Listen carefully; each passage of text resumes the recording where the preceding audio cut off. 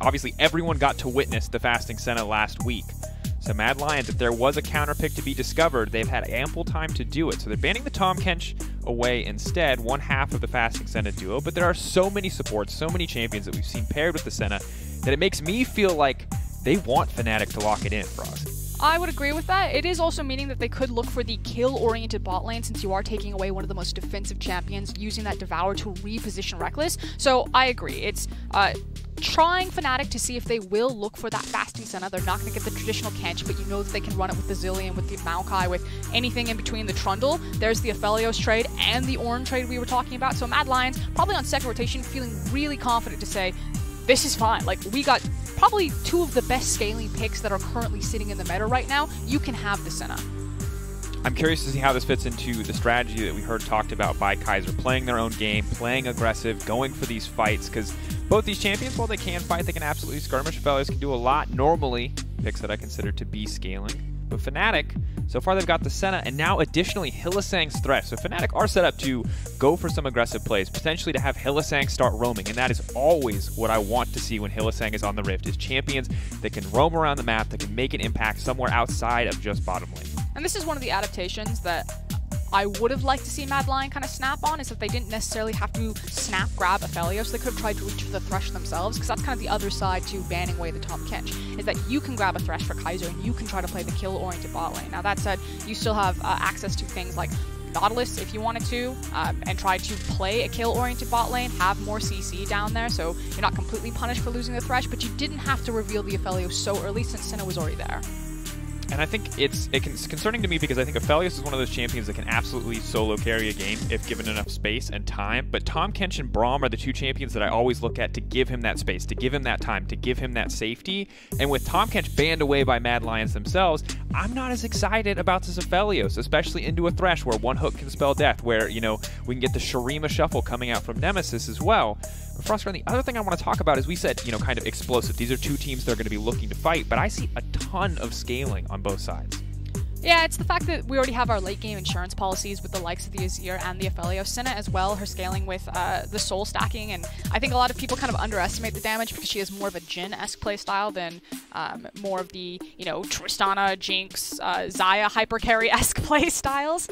As now we're kind of moving into secondary ban phase where a lot of the free blind picks are going to be pulled away. I would have suspected that Mad Lions might pinch the jungle pool a little bit more to make sure that Shadow gets a favorable matchup, but with something as powerful as Lee Sin, he's probably feeling very confident with the jungle options that are left available to Selfmade, depending on where he wants to try to attack.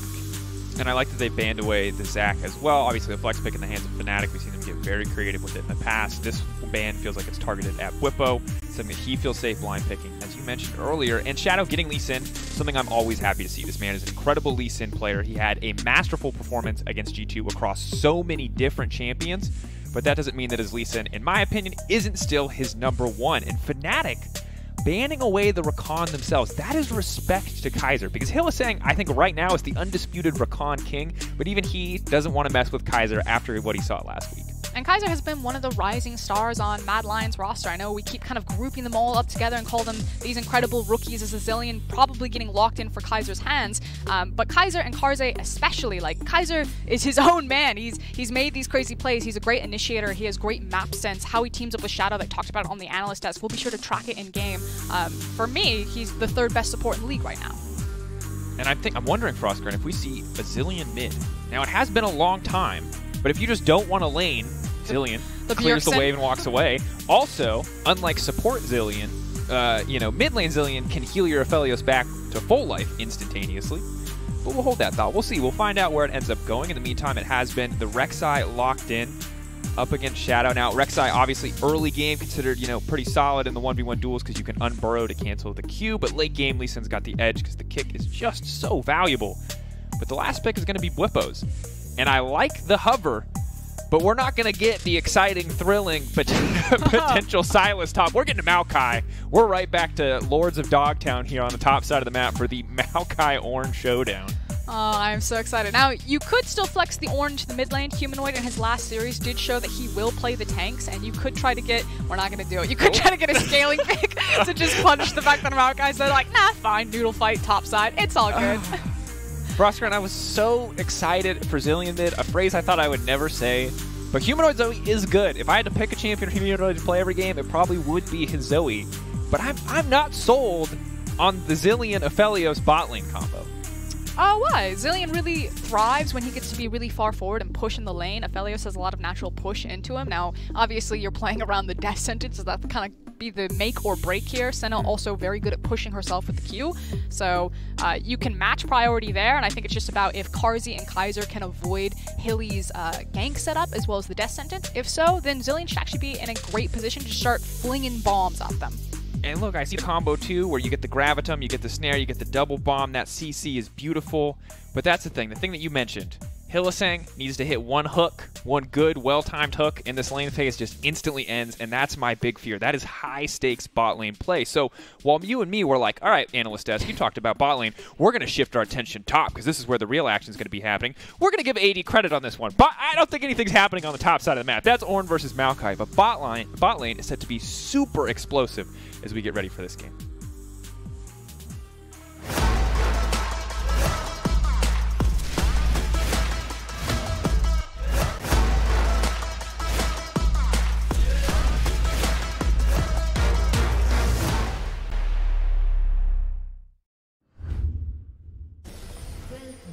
I'm going to be honest, I just talked for probably a minute straight before we came into game.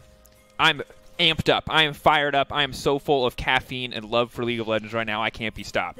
But I'm going to take a back seat for a second on my AK Racing chair. Haha. Got it. And toss it over to you. Where should we be looking? What are you excited about? What are you trying to plug in right now that you need me to cover for? No, I know that you just you set up, you're like, it's going to be about bot lane. And the analyst just was like, it's going to be about bot lane. Guys, I actually don't think it's going to be about bot lane. I'm pretty sure it's going to be about the top side of the map and how these junglers are going to interact. A, because Selfmade is not messing around. He is the Hail of Blades Rek'Sai. Get this Conqueror out of here. He is here to kill some people. Make sure you can get that Q off multiple times. And Maokai actually has great gank setup. We're using his W because he's against an Ornn. I think it's kind of be who gets to the wave first, where the junglers are, and if you get the mid priority or get the wave priority, you can start cutting down into river, maybe even cheat towards the mid lane. I think Zoe and Azir both have small windows where you can try to look for gank access to them, especially on champions as mobile as Lee Sin and Rek'Sai. Going to give the slight edge early to Rek'Sai there, and Hilly also has teleport, so he's not only running it on his Zilean, he's now also running it on his Thresh support. That's commitment. And I'm actually very curious to see what farming Thresh buys for items. You know, Tahm Kench is a very clear Sunfire cape, you know, get as tanky as possible as fast as you can. What does a farming Thresh buy in the early game? Have to keep our eyes on that one. And for now, you're right, bot lane not going to be crazy explosive. Even with Fnatic stepping towards the front of the lane at the start there, they're not trading too aggressively. Football, on the other hand, clearly has plans in the wet noodle fight, because before anyone has items, there is, as you said, actually a decent amount of kill pressure in the 1v1. And it's the refillable pot start for Orome on the Ornn there, trying to compete with Maokai's innate build sustain with his passive on the, what is it called, Sap Magic? Draining Sap Magic? BS passive? I don't know what the shorthand is for these. Sorry. The Healy touch. We call it the Healy touch, Frostgrind. Yeah, that's what I call it. No. it's ridiculously hard to get him. I don't know. Draco save me. It's hard to get him out of the way. Yeah, it's hard to bully Maokai out, and you're right. And especially for an Ornn who wants to poke, who, while he does have solid all-in damage, he's not going to 100-0 a tank without ult and a jungler there. So when it comes to sustaining the lane phase, Maokai has a really big advantage, at least until Ornn gets Catalyst under his belt.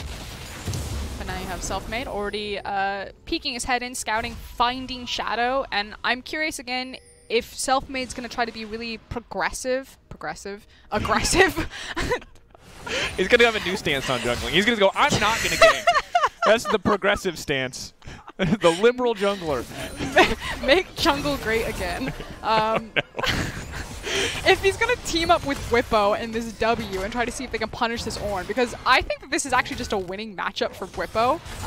Until, like you're saying, the initial itemization comes in, Catalyst for Orome, he gets some of that MR, and then maybe it gets slightly better. But there is kill pressure up here when Maokai can hold people down, and people forget how much damage these tanks can do early. So early TP, trying to keep Orome locked into lane, trying to deny this CS, and Selfmade's also pinging up here, so Fnatic know that Shadow is playing top side of the map, and I think this is the moment. Bwipo is looking, never mind. I was going to say, Bwipo is looking juicy, he's looking tasty, high in fiber. They want to try to bait out a gank and possibly turn it into a counter gank for a kill, but nah. Selfmade comes around that corner, makes eyes at Shadow, is like, never mind. Yeah, and the thing is Auron's health bar and mana bar are so low that in my mind it's like, that's possible, but there's no reason to risk it, right? Because the Lee Sin has more than enough damage with the tower backing him up to kill both of those champions if a dive goes through. I'm sure Fnatic would have killed Arome, it just would not have been worth the price they would have had to pay. So now Selfmade goes back. He's going to get level 4. He and Shadow both very even. I'm ready to see what Shadow can do once he hits level 6. Good for Rek'Sai, not nearly as good as it is for Lee Sin, however. In mid lane, sort of as expected. We said bot lane, we said top lane, these are the points of action. We said mid lane, nothing's going to happen. So far, it's true. Story not going to change here as Nemesis does get a clean slide and glide there out of the mid lane. I mean, theoretically, something could happen in mid lane. There are windows, but it's usually going to be around that cleanse and around the time that Zoe and Azir get perma-wave clear with big enough mana pools, as well as having access to enough points in their abilities that they can perma-wave clear. So for Zoe, that's level 5. I do want to point out, though, that Hilly and Rekkles, using their wave priority, actually punish Shadow by taking bot Scuttle Crab. So while you said that it does feel like the junglers are even, the pressure across map from Fnatic are taking these small incremental advantages, and you can see the CS discrepancy opening up between Selfmade and Shadow as he's just trying to get whatever he can back, which was the Krug camp into the Blast Cone.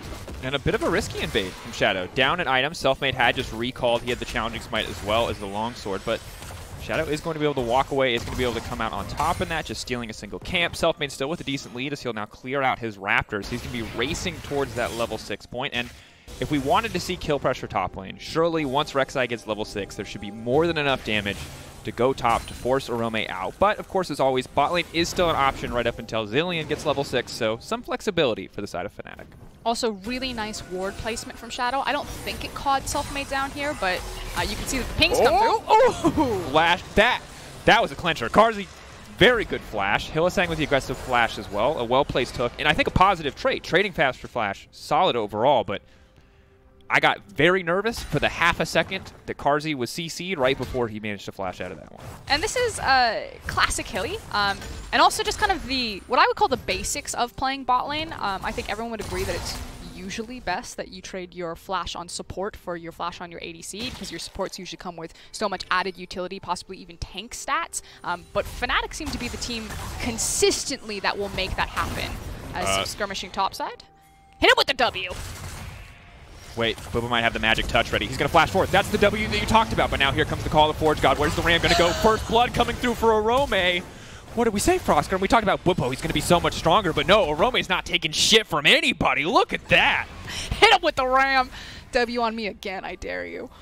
Yeah, so that was a lot burned. The flashes came through. Sorry, I was supposed to be glass half full right there. I could just think that's funny. I'm assuming Arome and Comms is like, yeah, gank me again. Let's go. I'm pumped for him. That was, I mean, well played by Arome. Bwipo way too over-aggressive. He thought the magic touch was going to give him way more health. Selfmade was still only level 5. I think that was laughing straight to the bank. That was the desync there. The fact that Selfmade wasn't quite there on time, that Bwipo had played some trades. You know, we didn't really get to see what happened, but obviously was much lower health and was almost kind of forced to react when he had to and not necessarily wait for Selfmade's setup there. And now with the Catalyst complete, we talked about how Maokai was an unmovable object. Ornn is now an unmovable object into this matchup. And now the wet noodle fight truly begins, which means I think more focus on mid lane. Oh, that excellent play. Humanoid not to flash away, but it's a stolen ignite. Selfmade now coming over the wall, still only level 5. Shadow. Ooh, also going to match. But Frostgurn, you talked about top lane, and I do have to give some credit here, because Arome played a great series last week, so people might be wondering why we were kind of so favorably in the Bwipo camp. Now, Bwipo stats, you can see, during the regular season are fantastic. Always winning at CSD, always active in kills, has a huge portion of his team's damage stats. But when we shift over to Arome was the weak side top laner and some pretty weak performances as well. Consistently behind in CS, not a big part of the damage, not very active early game in the kills, but what we saw last week and what we saw here in this early game is a huge step up in that individual performance. I mean, to be fair to him, and to be fair to Bwipo, however, it was tank v tank matchup. So yes, credit where credit is due. In the 2v1, soft 2v1 is what we're going to call it. Arome did make the outplay, killed Bwipo with the ultimate and got the first blood.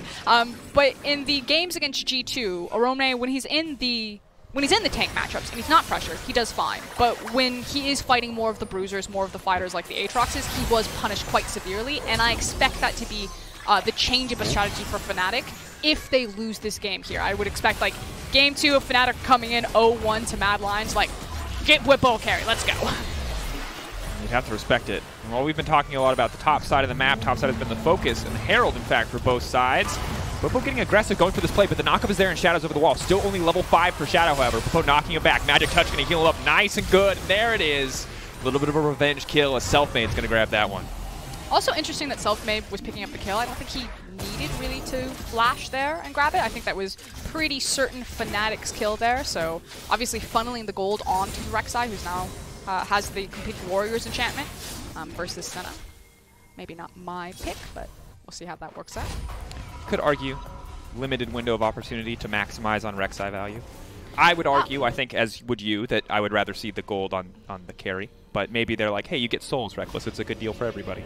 It's also, Rekkles' itemization is, I mean, not comparatively to Rek'Sai, but just in general on the Senna, is quite inexpensive for her power windows, because she doesn't go for the hyper-expensive Infinity Edge builds.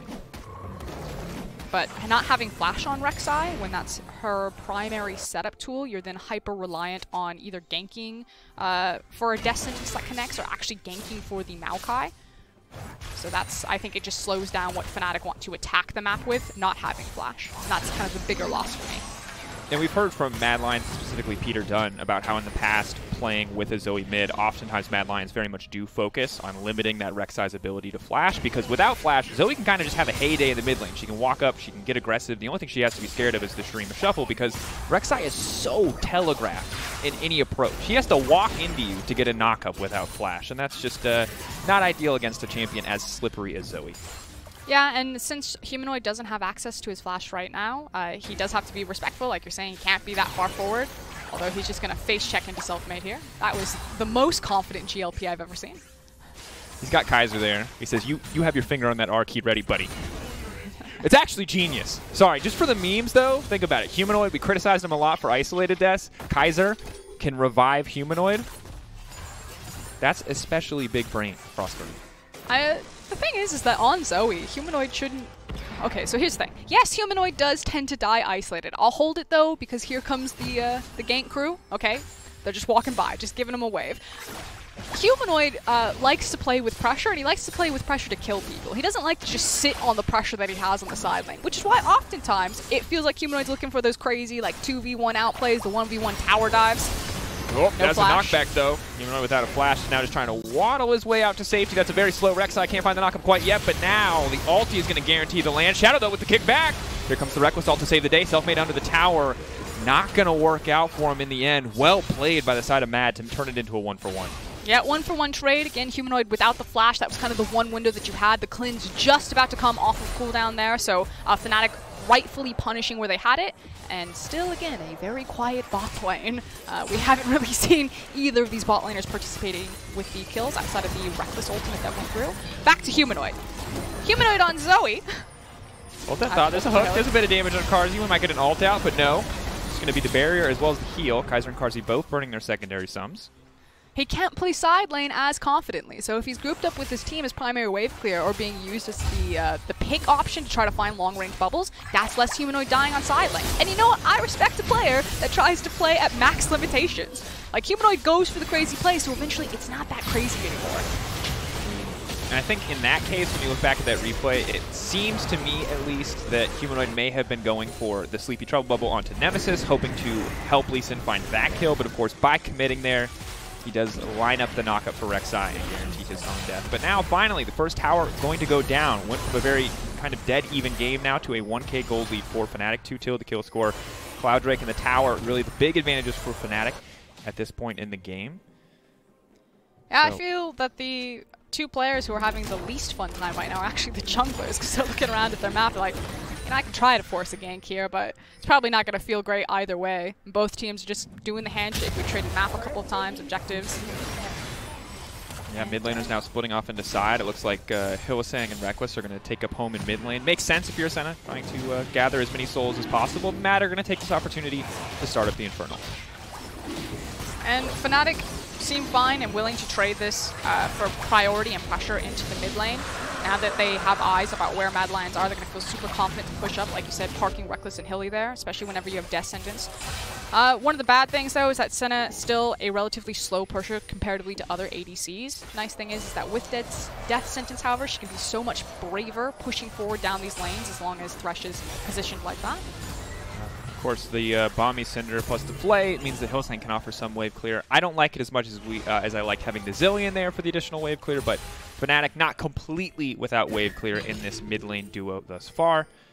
Checking in on top lane, Frostguard. It remains the wet noodle fight. Sunfire Cape is coming in first for the Maokai. Not as worried about the individual lane matchup, just wants the extra wave clear and the extra armor up against the likes of Carzzy and Shadow. While Arome very close to the Abyssal Mask and should at this point just be completely unkillable. We're just looking at top lane for TPs and wave control. Yeah, Shadow right now trying to set up a pick, doesn't connect, but you're going to see this type of position set up from Mad Lions at this stage in the game where you're using Lee Sin to look for these really deep flanking opportunities. Really good vision control, however, from Fnatic, not just covering Bwipo on the top side of the map. That's 3-4 wards scattered throughout top side jungle, but also on bot side to cover potential flanks, catching them out. And right now it feels like Fnatic have really just stalled Mad Lions out.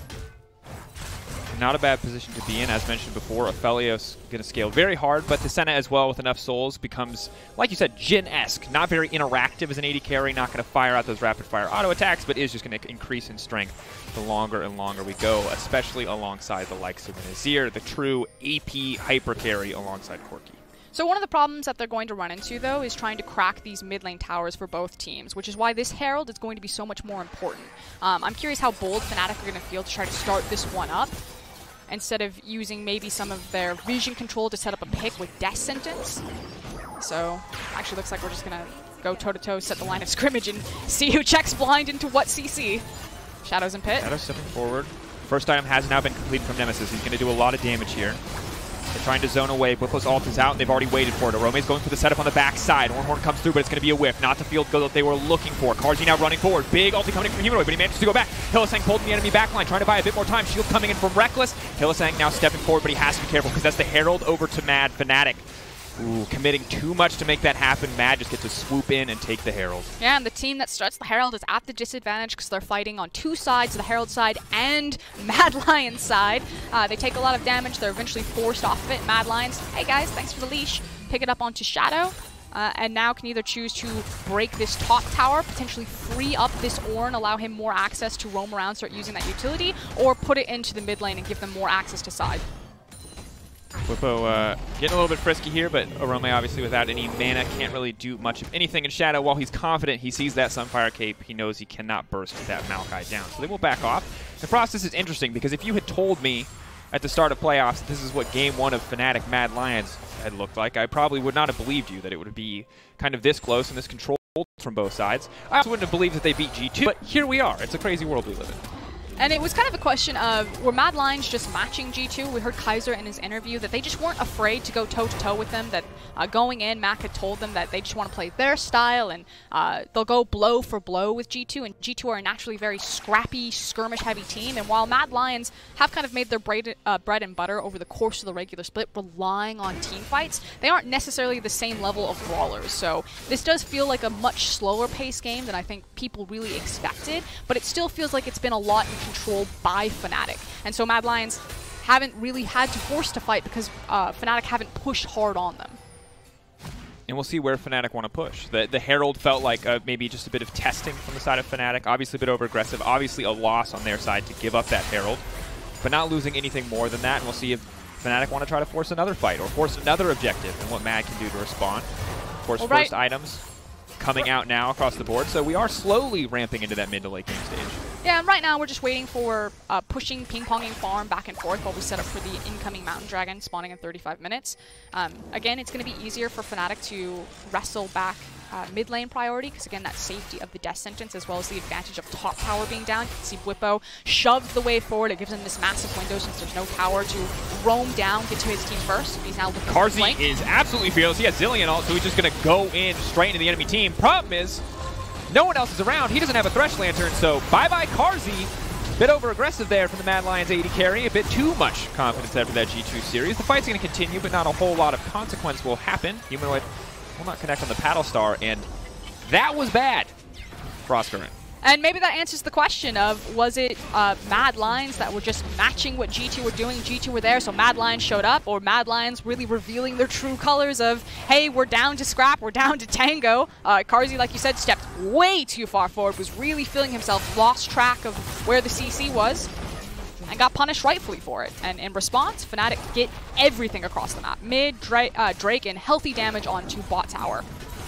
And sadly, their Herald not going to be active while the tower plates are up. In the meantime, Selfmade grabbing second dragon of the game. That is bad. Carzzy's going to regret that one. You can kind of see the perfect play in his mind, I think, where the entire team's there. He gets to revive as the rest of his team engages and they can come out on top, but I'm not sure that was very realistic. I mean, you saw the Flay went down, and technically the Descendants doesn't connect, so the two big pieces of CC from the guy in front of him, Thresh, Carzzy's like, didn't hit me with him, and then, of course, Maokai and Rek'Sai show up from the flanks, so that would be the issue.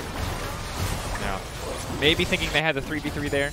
I respect that Carzzy's trying to maximize the value of Zilean ult, but at the end of the day, that was a play that they will look back on and know that it's potentially the play that puts them in too big of a deficit to come back from. Because Fnatic is not a team that lets go of leads easily.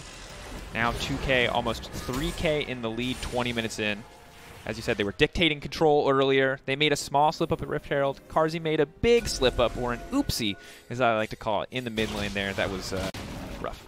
And now the issue is that this is really going to dictate the pressure across the map because, again, it was already easier for Fnatic to contest mid lane priority between the Azir and the Aphelios Thresh combination.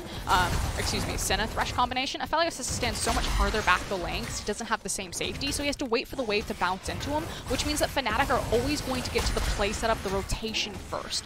And when you have so much pick and so much CC in the Thresh and in the Maokai, and whenever Rek'Sai has the flash up, getting first to those rotations is going to be super punishing against a team as inexperienced as Mad Lions in some of these more intense situations. So that's kind of the next step up of the game. Losing mid, they've lost now the pressure game, at least on the top side of the map. And even after their win against G2, you still have to wonder how they're going to handle those high-intensity situations. Like this one right here, Unstoppable for Arome comes out, but it might be too little too late as Rekkles and Hylissang are now on the chase. More than enough CC here. Glacial Augment going to proc the slow. Good sidestep there. Both pieces of CC still unstoppable. Rome, though, going to get hooked back. Trying to make his way out of this one. Kaiser does have ultimate available. Is going to speed him out to safety. Good on Arome. Dodging both the hook as well as the snare from Rekkles. Keeps him alive long enough for Kaiser to bail him out. I mean, even if they had hit him, I think Orange just a little bit too tanky at this situation, but you are correct that it was really nice blue suede shoes. He did have some sweet sidesteps. And I think Fnatic are now going to change up their style as Nemesis grabs Humanoid.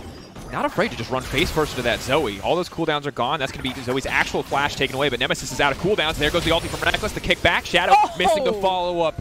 A rare misstep from the Mad Lions jungler. The knockup comes through. Easy follow-up there. You cannot afford to make mistakes like that against a team like Fnatic. And that was the difference between trading and potentially getting out with your life and just giving away a free Baron and potentially the first game. Suddenly, Mad Lions just collapse at multiple points across the map. When you show me the G2 series, I tell you Mad's not a team of rookies. But you show me small mistakes like that, and it comes back to you. They do still have to prove more. Obviously, beating G2 is fantastic, but if you want to stand at the top of Europe, you have to execute on these plays. When someone gets aggressive, you have to be able to fight back. You have to hit your skill shots, and it just does not happen here for Mad. And the cooler thing here is that this is Nemesis versus Humanoid. These are the two Mad Lion mid laners going toe-to-toe. These guys have faced so many times. They were in the competition for who was truly going to be like that next rising star of the mid lane. Was it going to be Nemesis? Was it going to be Humanoid? And it feels like Nemesis had already eclipsed Humanoid in my mind, but then with that 1v1 kill, that pick off into the side lane, he was just reminding everyone. It wasn't even a competition to begin with, guys. And that's something we don't see in the Zoe Azir matchup a whole ton, is that when she commits forward on the portal jump, the Azir just goes, I'm in. I'm rushing you. I know where you're reappearing. I am full committing, and I will take this all in. But well played by Nemesis. And now we also get to see part of the reason why Fnatic love this Senna so much. It's the good use of that ultimate from Rekkles. And when you're against a team that has Humanoid on it, you know he does like to play very aggressive in those side lanes. I think at that point he was actually just trying to clear farm, but we've seen Humanoid a number of times look for those outplays, look for those kills. The Senna makes a lot of sense. It worked against Origin. It's now probably going to continue to work against Mad Lions, and eventually someone's going to have to ask the question, do we deny this from Fnatic? Because that global ultimate, semi-global, global ultimate is really punishing. It just allows you to win matchups cross-map. Even if it wasn't the difference maker there, it has been in the past. And the flexibility of Fnatic that they are a team that is happy to play through any lane when given the opportunity. Bot lane just left on the wayside in this current meta as the Senna has freed up the other lanes to play a bit more aggressive. And now we see Fnatic continuing to pull ahead. That's just a wet noodle fight. I'm not going to cast it until there's any actual kill pressure. But 6K gold lead for Fnatic at this point in the game alongside the double Drakes. It feels like it would take a massive throw for them to lose out on this one because there's too much gold. The scaling with the Z are already having a death cap. It's nigh impossible for Mad to come back at this point. So let's check in on some of the itemization that we've seen. We were asking what Hilly was going to build on the Feasting Thresh. He went for the Dead Man's Plate and the Sunflower. Sunflower obviously for cost effectiveness, especially the itemization against the opponent he's across from. But then going for the Dead Man's Plate to kind of work in tandem with the roaming potential that Hilly likes to have. I thought the ultimate's going to come back to them, selling all their damage onto Bwipo. The Lantern alongside the healing coming in, piercing light. Does mean that they're not going to be able to finish off a single kill, and it does mean that Azir is now uncontested on the top side tower. Zoe can poke, but she can't commit for the all-in. So Nemesis is going to open up that inhibitor and walk away. And also against the Baron, she's really struggling to siege down those minions because she doesn't have flash, and if she doesn't have backup, she's also under threat that Nemesis could look for the dive if he spots that the other 4 members of Mad Lions are busy fighting cross-map from him. So Humanoid just kind of had to watch his base get decimated there, couldn't do anything without backup. It's a difficult situation because the stakes just raise when your opponent has a Baron. Single mistake turns into guaranteed inhibitor tower instead of just being maybe one tower, maybe one small objective. When you're this late in the game, everything is more high stakes, and Mad are paying the price for small moments of indecision, for small moments of overcommittal onto a now pretty much officially unkillable Maokai, at least when the team is around. Now, something that can be said, though, is that we did see Mad Lions go 5 games with G2, so while this one looks like it's going to be the loss, we expect that Fnatic should be able to cleanly close it out from the tape that we have. We know that Mad Lions are able to bounce back from these situations. Again, Kaiser in his interview said that they really have nothing to lose. They just have to, they've already proven that they're a good team. No one's really expecting them to win the split, so it alleviates a lot of that pressure, and they showed that in the G2 series that they can go the distance, that they have the endurance, and they can find the mental reset. And that's something that we don't usually get to say about rookie teams, right? Usually it's, hey, you lose one game against the higher seed, the perceived top team. Usually we kind of expect these teams to struggle, to suffer, not always to fall apart, but there's usually some change in performance when an enemy team is winning, and it's partly due to single mistakes from individual players. But Mad have earned that faith. They've earned that credibility with their victory over G2. So something to look forward to is how they adapt in the next game. What we see change in this draft if they take the Senna away, and what else they have up their sleeve. Because this feels very standard Mad Lions to me, but knowing their coaching staff, I feel like there's got to be some spicy picks that they have not shown us quite yet. Yeah, it does feel very standard. Maybe the Zilean, kind of the only strange thing here, or at least out of the ordinary from Mad Lions. We've, of course, already seen Fnatic play it in the playoffs, as this does feel like a little bit of a slow chokehold from Fnatic right now, as they're just kind of suffocating Mad Lions out of the map. It does mean that there's a little bit of time here for Mad Lions to dig deep, try to find that miracle turn. What that would look like is, again, you need Shadow to find some sort of deep flank, get a necessary target, preferably someone like Nemesis, and hopefully back kick him into your team and just delete him. Yeah, taking Nemesis out of the fight makes everything significantly easier, because Rek'Sai's damage, while solid, falls off a lot. She's definitely not going to be able to one-shot Carzzy, unless Carzzy is severely mispositioning. Almost all the sustained damage is actually Azir at this stage of the game. Is Hilly building a Wit's End? My god, yes he is. Oh boy, do you remember Wit's End Sunfire Cape? Do you remember when it was OP? That was my jam back in top lane. It's coming back for Thresh. That's a lot of damage, Frost. He's playing so much side lane support right now. This is what he does. He gets fed, like, reckless, here comes the airplane. Like, yeah, open your mouth, Hilly. Like, spoon feeds him all of this gold. And then no matter what champion he has, he builds. He's got the passive movement speed from Deadman's plate. He is so tanky between the armor of Sunfire and Deadman's. And then now he has the Wit's End. He can push waves pretty effectively because he can hit so quickly and then just burn them with the fire. And even if you catch him, you can't kill him. Oh, flank on mid lane. Bwipo now going in. He's going straight onto Kaiser. He just wants to isolate the Zilean. The ulti now forced out, and that means Carzzy has to run for the hills. Selfie trying to make his way in, but the kickback's coming through. Still, Bwipo's right on top of Carzzy. Carzzy's desperately trying to live. He's got a lot of life steal, but I don't think it's going to be enough. He's getting burned down, and there it is. Selfmade going to find the kill. Nemesis swoops in and takes down Humanoid once again. Selfmade now on the chase, and Fnatic are just going to be able to barrel into the base of the Mad Lions. And it feels like Fnatic just sucker punched Mad Lions, just took the wind all out of their sails, at least for game one, and remind everyone, we have emotes! Oh no, we truly are the heavyweights of playoffs. Spam the emotes, guys. Put the salt in the wound. I forgot, I did not know. Shout out to Selfmade for that one. Sorry, Frostgren, you had a great point ready. I hadn't seen it before. It was a special time seeing the Pengu cheering. It's fun. Fnatic. Take your moment. There you go. Fnatic closing out game one with confidence. Very slow, controlled in the early game, but once Fnatic found that big lead, there was no coming back for the Mad Lions. Adaptation in game two is going to be the name of the game as we close this first one out with a Fnatic win and a dabbing Pengu. My God, yes, I've waited for so long. How does it taste, Dragos? So good. That's what it's going to taste like for Fnatic right now. Felt like they weren't pressured at all. There was a bit of some oopsies on the top side there. Aromne getting the first blood onto Bwipo. But outside that, super clean, standard, straightforward game from Fnatic to open up these series and really send a message again to Mad Lions and to Europe. It's okay, guys. G2 may have let you down, but you know where to stand if you want to be on the winning side. I feel like that's accurate, and I feel like it's interesting now that rather than the story being G2 versus Fnatic, it's at this moment who can do better versus Mad Lions to win back the faith of like the old school European fans that are either siding with G2 or siding with Fnatic. Here's the thing, Mad Lions, they don't have to win this series to have already claimed victory. They have already won as far as playoffs are concerned. They are already the bays of our heart. Yeah, top four. In your first season, beating G2 in your first season, it's already your first split. First split, yeah. It's monumental thus far, but